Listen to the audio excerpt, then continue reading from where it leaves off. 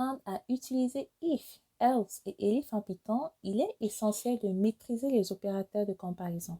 En effet, on ne peut pas utiliser les structures conditionnelles sans savoir manipuler ces opérateurs car ils permettent de comparer des valeurs et de vérifier si les conditions sont vraies ou fausses. Faisons un petit rappel sur les opérateurs les plus utilisés en Python. Égal à vérifie si deux valeurs sont égales.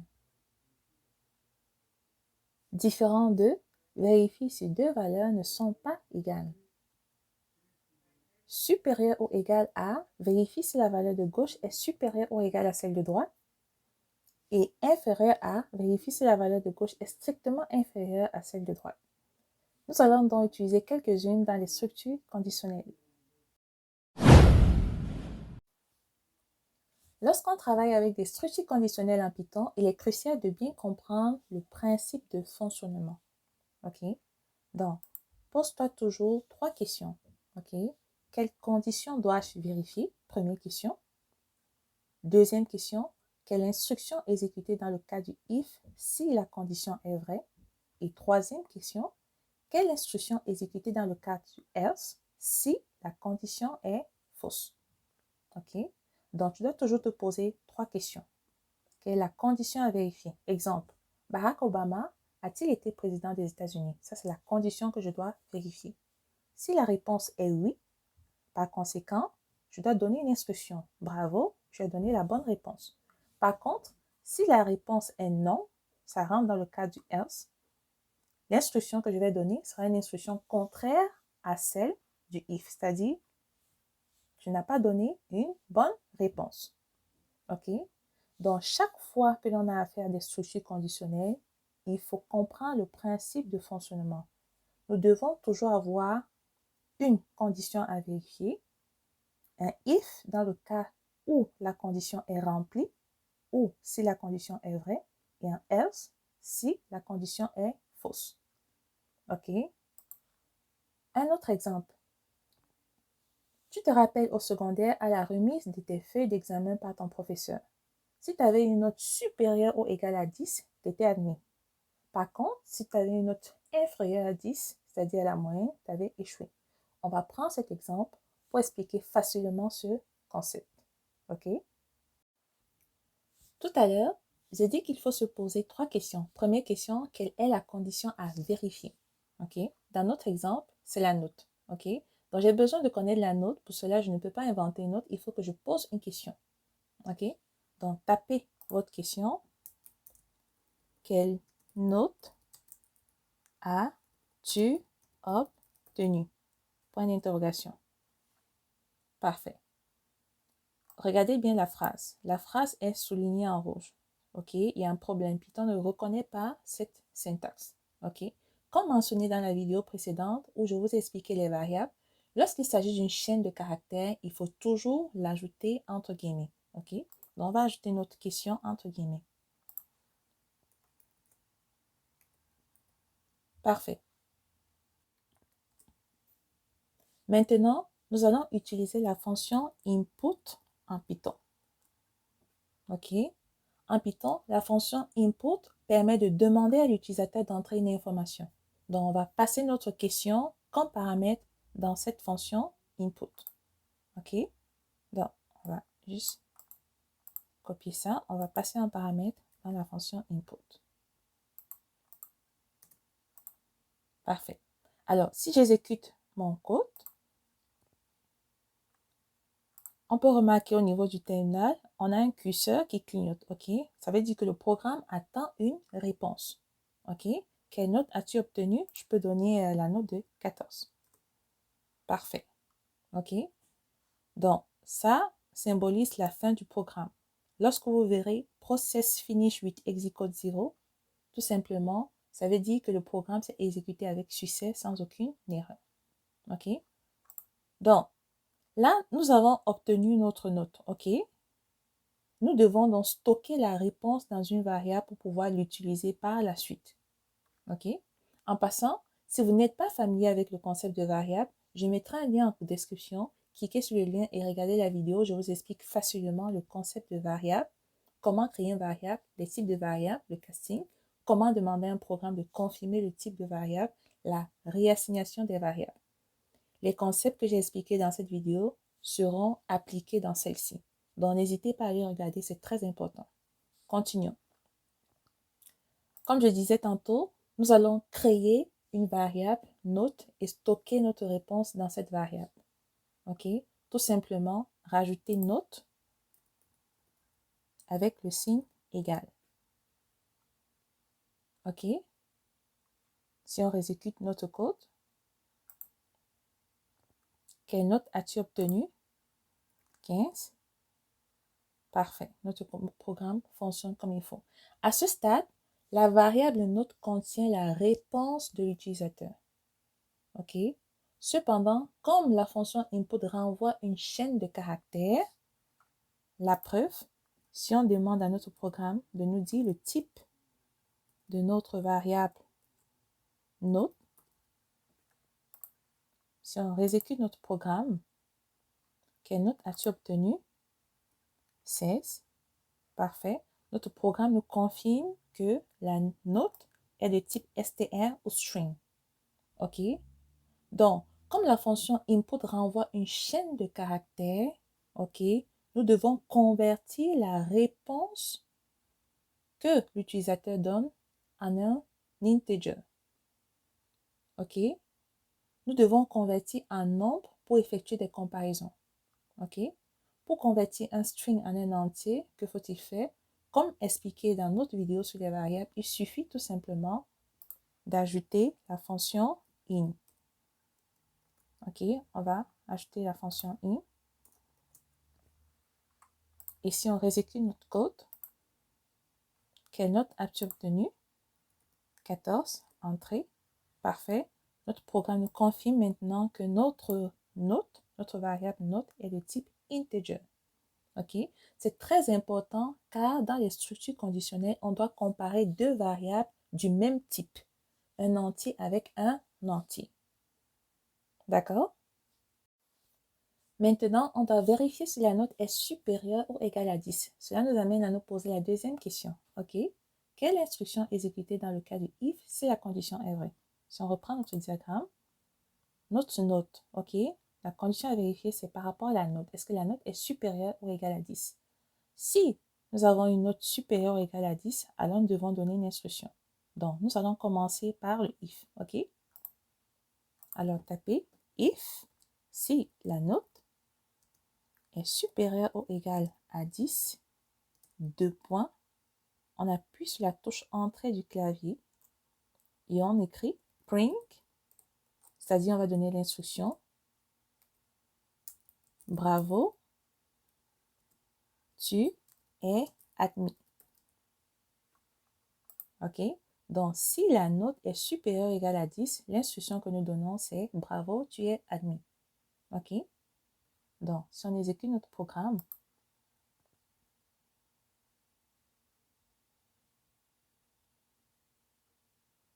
quelle note as-tu obtenu? Alors, nous allons donner la note de 14. On appuie sur la touche entrée. Bravo, tu es admis. OK? Parfait. Remarque, chaque fois que tu utilises une structure conditionnelle comme if, l'instruction doit toujours être placée à l'intérieur du bloc if. OK? Avec une indentation, c'est-à-dire un espace en avant. Par exemple, si je ramène le print aligné au même titre que le if et que j'exécute mon code, ben, j'ai tout simplement une erreur d'indentation. OK? Donc, l'indentation, c'est l'espace où la tabulation est utilisée en début d'une ligne de code pour montrer son niveau de structure. Donc, chaque fois que tu utilises une structure conditionnelle if, OK, il faut appuyer sur la touche entrée pour aller à la ligne. Assure-toi d'avoir un espace avant ou d'appuyer sur la touche tabulation, OK, pour indenter ton code correctement. Donc là, à l'intérieur du if, on a un espace en avant, OK. Donc si j'exécute maintenant mon code, quelle note as-tu obtenu? 18. Parfait. On a le message qui s'affiche, bravo, tu es admis. OK. Donc, chaque fois que tu utilises une structure conditionnelle if, il faut faire attention à l'indentation. OK? Toujours rajouter un espace avant l'instruction. OK? Là, nous avons une note qui est supérieure à 10, c'est-à-dire 18 est supérieur à 10. Ça répond à ce critère. Par conséquent, ce bloc de code est exécuté. Qu'arrive-t-il si je donne une note qui est inférieure à 10?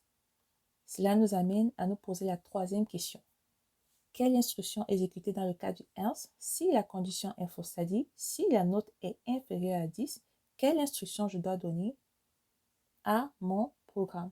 OK? Donc, je reprends. Ici, nous avons le critère à vérifier qui est la note. Est-ce que la note est supérieure ou égale à 10? Si c'est vrai, on donne une instruction. Et nous l'avons donnée ici. Bravo, tu as admis. Maintenant, si la note est inférieure à 10, nous basculons dans le else. Donc, ça veut dire que la condition est fausse. Nous devons également donner une instruction. Alors, pour cela, tout simplement, on va taper else, deux points, et on appuie sur la touche entrée. Faire attention à l'indentation. OK? Bring.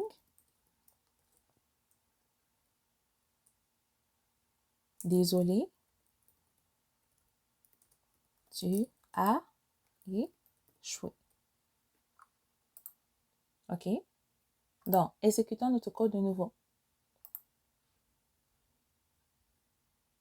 Quelle note as-tu obtenue? Si la note est supérieure ou égale à 10, le message bravo, tu es admis va s'afficher. Par contre, si la note est inférieure à 10, le message désolé, tu as échoué va s'afficher. Donc, note. Quelle note as-tu obtenue? Disons 9. Désolé, tu as échoué. OK? Parce que 9 est inférieur à 10. Si on exécute notre code, quelle note as-tu obtenue? 19. Bravo, tu es admis. 19 est supérieur à 10. Par conséquent, ce bloc de code va s'exécuter. Si on exécute, quelle note as-tu obtenue? 8. Désolé, tu as échoué. OK? Donc, ce qu'il faut retenir, c'est ceci. Si la condition est vraie, elle va exécuter l'instruction à l'intérieur du if. OK? Donc, si je réexécute mon code, quelle note as-tu obtenu? 17. Parfait. On peut voir, bravo, tu es admis. Donc, elle exécute l'instruction à l'intérieur du if parce que 17 est supérieur à 10. Si la condition est fausse, elle va exécuter l'instruction à l'intérieur du else. Si je réexécute mon code, quelle note as-tu obtenu? 7. Désolé, tu as échoué. OK? Donc, quand la condition est fausse, elle va exécuter l'instruction à l'intérieur du else. OK?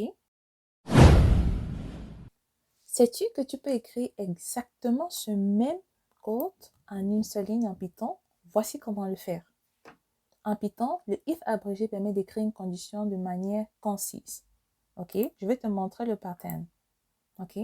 Retiens le pattern ou le modèle de cette forme abrégée d'une condition if-else en Python.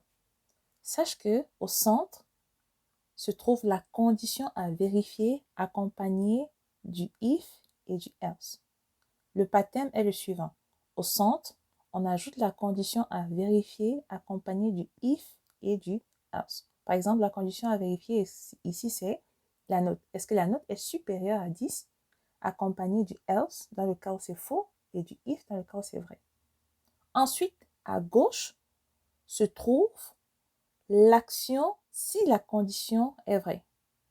À gauche, avant le if, c'est l'action si la condition est vraie. Et à droite, après le else, c'est l'action si la condition est fausse. Comment utiliser la forme abrégée du if? Je reprends. Au centre, il faut ajouter la condition à vérifier accompagnée des deux structures if et else. À gauche, on va ajouter l'action si la condition est vraie et à droite, on va ajouter l'action si la condition est fausse. OK? Donc, commençons. Au centre, on a dit c'est la condition à vérifier. Alors, on va écrire, on va commenter ça. Ensuite, on va écrire au centre la condition à vérifier. Donc, est-ce que la note est supérieure ou égale à 10? OK? Ça, c'est la condition à vérifier, accompagnée du if et du else. Donc, à gauche, on va mettre notre if et à droite, on va mettre notre else. Parfait. Mais ce n'est pas fini. On complète le schéma. À gauche, qu'est-ce qu'on doit ajouter? On doit ajouter l'action si la condition est vraie. Et à droite, on doit ajouter l'action si la condition est fausse. OK? Donc, ici, on va ajouter print et l'action, si la condition est vraie, on va afficher tu es admis. À droite, si la condition est fausse, on va ajouter tu as échoué. N'oublions pas de fermer la parenthèse du print. OK? Ça, c'est la forme simplifiée du if et du else. Au centre, il faut ajouter la condition à vérifier accompagnée du if et du else. Donc, au centre, nous avons ajouté la condition à vérifier accompagnée du if et du else. Ensuite, à gauche, c'est l'action si la condition est vraie. OK? Donc, si la note est supérieure ou égale à 10, notre programme va afficher tu es admis. Et à droite, c'est l'action si la condition est fausse. C'est-à-dire ici, l'action si la condition est fausse, c'est ceci. Donc, si la note est inférieure à 10, l'action sera d'afficher tu as échoué. OK?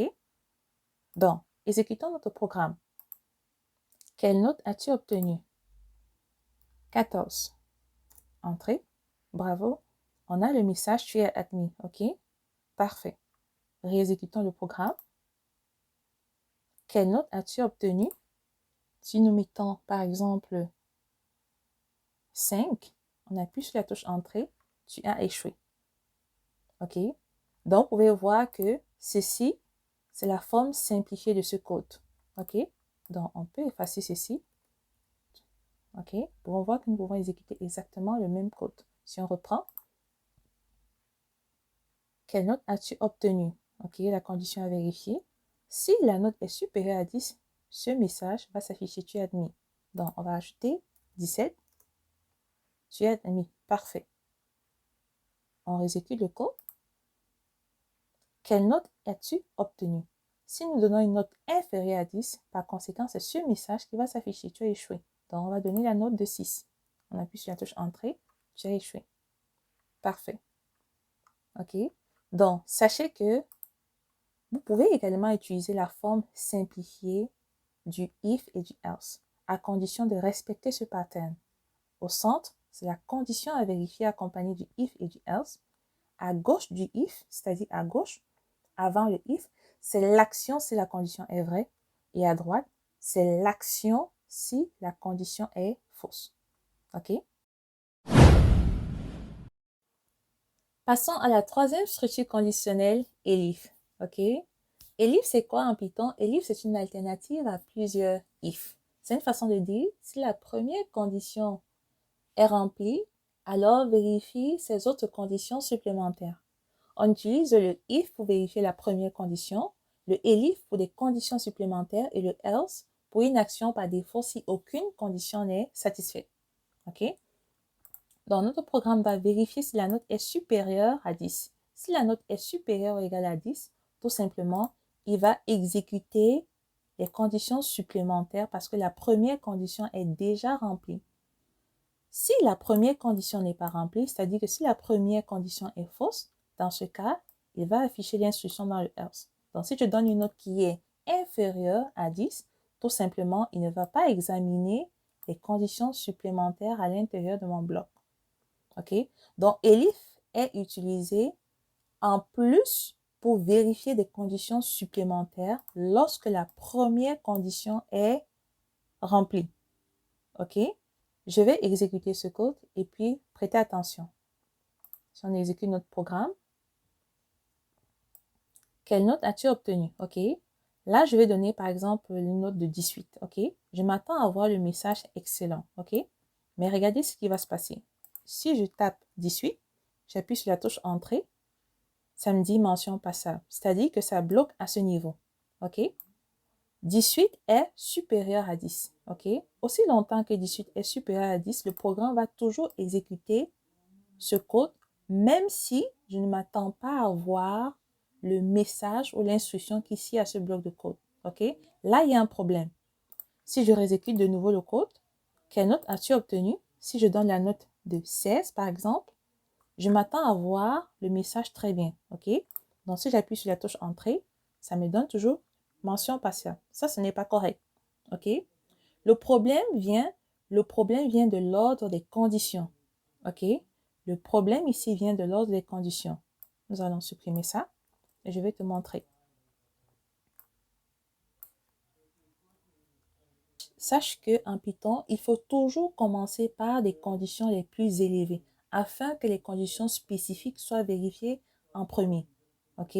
Donc, si la note est supérieure ou égale à 18, je m'attends à voir ce message et non celui que l'on a vu précédemment. Donc, si j'exécute mon code, quelle note as-tu obtenu? OK, je vais donner la note de 16. Je reprends l'exemple de tantôt. J'appuie sur la touche Entrée. Parfait. On a le message qui est très bien. OK. Quelle note as-tu obtenu? Si je réexécute le code, si je donne la note de 12, je m'attends à voir le message assez bien. Si j'appuie sur la touche Entrée, j'ai assez bien. Parfait. Donc, sache qu'en Python, il faut toujours commencer par des conditions les plus élevées, OK, afin que les conditions spécifiques soient vérifiées en premier. OK? Donc, le elif, c'est pour vérifier des conditions supplémentaires. OK?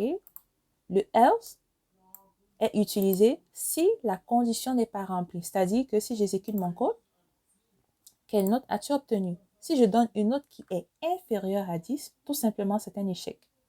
Donc, si je mets 8, ça m'affiche échec. Parfait. Par contre, si je réexécute le code, quelle note as-tu obtenu? Si je donne une note qui est supérieure à 10, c'est-à-dire que le programme va maintenant rentrer dans des conditions supplémentaires grâce au ELIF et va vérifier chaque particularité. Est-ce que cette note sera comprise entre 12 et 14? Est-ce que la note sera comprise entre 14 et 16? Est-ce que la note sera comprise entre 16 et 18? Donc, quelle note as-tu obtenu? Là, je vais donner la note de 13. OK? 13, ça veut dire que je m'attends à voir ce message assez bien. Parce que ici, le programme va vérifier si la note est comprise entre 12 et 13 et va afficher assez bien. Donc, si j'appuie sur la touche Entrée, parfait, on a le bon message. OK? Le nested if ou if imbriqué en Python, qu'est-ce que c'est? Le nested if ou if imbriqué est une structure conditionnelle où un if est placé à l'intérieur d'un autre if. OK? Voici comment l'utiliser. Disons, if note supérieure ou égale à 10, deux points, on appuie sur la touche Entrée. Notre instruction, ça sera d'afficher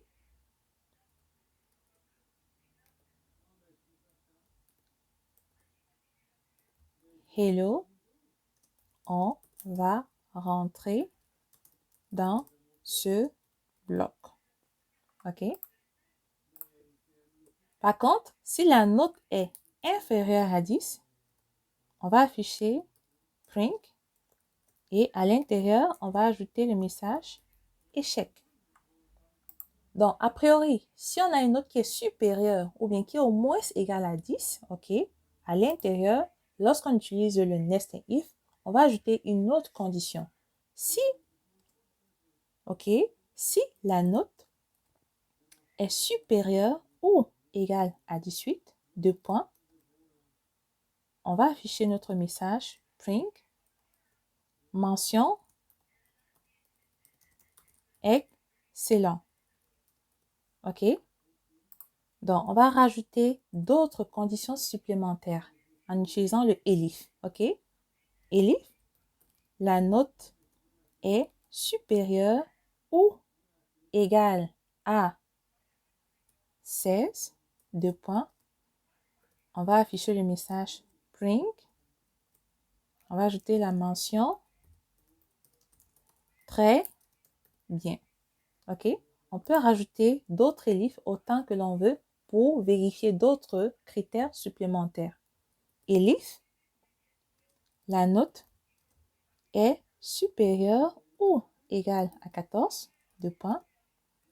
Print, on va afficher la mention bien. OK? On peut encore rajouter d'autres critères. Elif, la note est supérieure ou égale à 12. OK? Print, on va afficher la mention assez bien. Assez bien. OK? Attention, il faut toujours ajouter les 2 points après chaque structure conditionnelle. Donc ici, on vérifie de prime abord. Est-ce que la note est supérieure ou égale à 10? OK. On rentre dans le bloc. OK? Si la note est inférieure à 10, on sort du bloc. OK? On va afficher échec. Maintenant, si la note est entre 18 et 20, on va afficher la mention excellent. Si la note est entre 16 et 17, on va afficher la mention très bien. Si la note est entre 14 et 15, on va afficher la mention bien. Si la note est entre 12 et 14, on va afficher la mention assez bien, pardon. Et sinon, on va mettre le else. C'est-à-dire que si notre note est comprise entre 10 et 11, on va afficher la mention passable. OK? OK. Donc, lorsqu'il s'agit d'une nested if, tout simplement, il faut retenir ceci. OK? On a une condition préalable qui doit être vérifiée. Si au moins cette condition est vraie, tout simplement, le programme va examiner les conditions qui sont à l'intérieur du bloc. Par contre, si déjà cette condition est fausse, automatiquement, le programme va basculer dans le else. OK? Dans le cas où la condition est vraie, c'est-à-dire que si cette première condition est remplie, le programme va maintenant examiner quelle est la mention adéquate affichée. Est-ce que la note est comprise entre 10 et 11? Dans ce cas, il va afficher passable. Est-ce que la note est comprise entre 12 et 14? Dans ce cas, il va afficher la note assez bien. OK? Donc, on utilise toujours ELIF pour des vérifications supplémentaires. OK? Donc, si on exécute notre programme, quelle note as-tu obtenue? OK? Si on ajoute la note de 8, 8 est inférieur à 10. Automatiquement, ça tend à voir le message échec. On appuie sur la touche entrée. Échec, parfait. Si on exécute notre code, quelle note as-tu obtenue? OK. Là, on va donner une note qui va au-delà de 10. OK? Donc, on va donner par exemple la note de 12. 12. Déjà, 12 est supérieur ou égal à 10. OK? Donc, je m'attends à voir le message assez bien. OK? Là, on va rentrer dans le bloc de code. Donc, si on appuie sur la touche entrée, parfait. Donc, on rentre dans le bloc de code. OK? Et on exécute le message qui correspond à ce critère. OK?